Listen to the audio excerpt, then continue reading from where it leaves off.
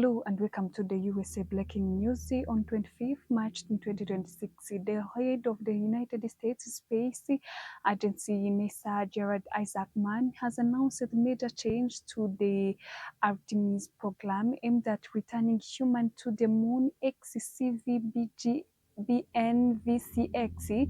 Speaking on Tuesday, Isaacman said that the new plan will continue the legacy of the Apollo mission of the 1916s, which ended in 1972. The Artemis program, launched in 2017, is designed to return a human to the moon after more than 15 years.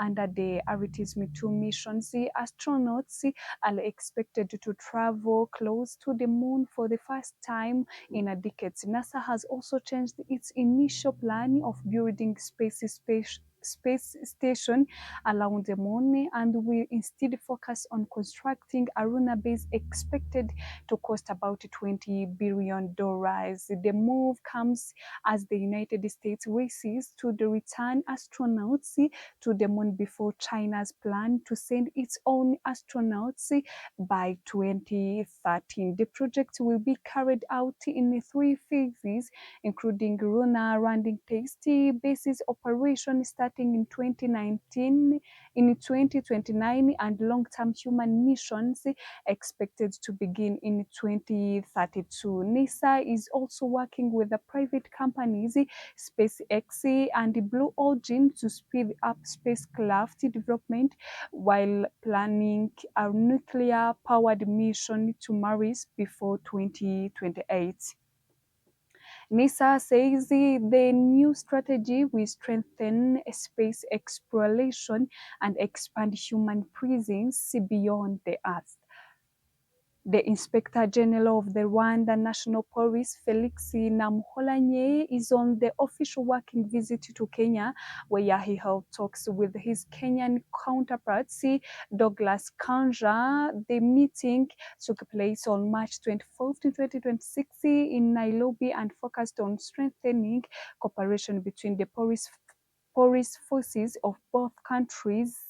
Discussion centered on enhancing collaboration through knowledge exchange and joint efforts in areas of mutual interest between Rwanda and Kenya, particularly in combating cross-border and emerging crimes. The two police chiefs also discussed the preparation of cooperation agreements aimed at improving coordination in the security and law enforcement operation. During the visit, Felix Namuholanye invited Douglas Kanja to attend 25th anniversary celebration of the Rwanda National Police scheduled to take place in May this year. Rwanda and Kenya continue to maintain a strong cooperation in various sectors, including security and defenses. Earlier in November 2026, the Chief of Defense Force of Kenya, Charles, visited Rwanda, held Rwandan Chief of Defense Staff Mubaraka Muganga.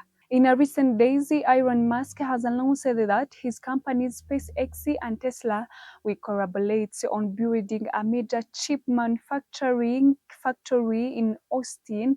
The new project, called Terafab, aims to produce advanced technology chips which act as the brain of computer and other digital systems by processing data and making decisions. The factory will be divided into two main sections, each focusing on producing a specific type of chip.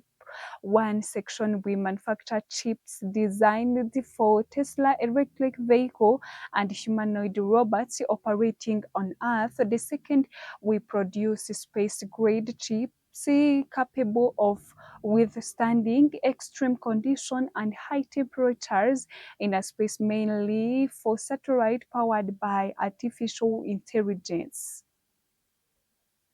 Elon Musk explained that building the factory is necessary because current chip suppliers are no longer able to meet Tesla's growing demand. The Terafab project is expected to produce chips capable of processing up to 1 1 terawatts of data annually capacity that highlights the scale of the initiative. Despite this move towards self-production, Tesla will continue working with major chip manufacturing such as TSMC and Samsung, and may also collaborate with Intel in the future. The development comes as a SpaceX continue expanding its artificial intelligence and technology investment, with a report suggesting the company is preparing for a major financial market move in the near the future. A rare and powerful desert storm is expected to hit part of the Middle East from March 25th to March 28th in 2026, bringing extreme weather conditions to the region. Meteorologists say cities such as Dubai could experience tornado-like storm, large hail, and intense rainfall as a strong low pressure system moves across the Middle East. A forecast warned that our rainfall could reach between 75 and 115 millimeters within short period, increasing the risk of flash floods, especially in urban areas with limited drainage systems.